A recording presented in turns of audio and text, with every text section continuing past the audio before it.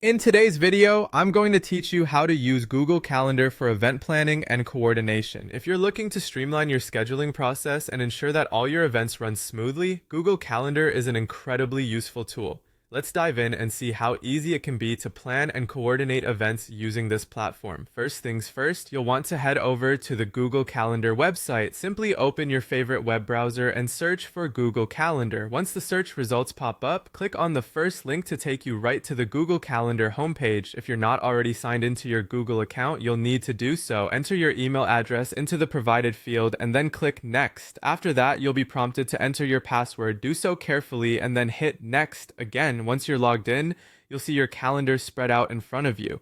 To create a new event, look for the Create button, typically located on the left side of your screen, and give it a click. A new window will open where you can start entering the details for your event. Begin by clicking on Event and then move on to the next option, which is More Options. This is where you can customize your event details more thoroughly. Start by giving your event a title. This should be something descriptive that captures the essence of what you're planning. Next, you'll need to set the date and time for your event. Click on the field labeled Date and Time Zone to adjust these settings. A calendar and time selector will appear, allowing you to choose exactly when your event will take place. It's important to ensure that the time zone is correct, especially if you're coordinating with people in different locations.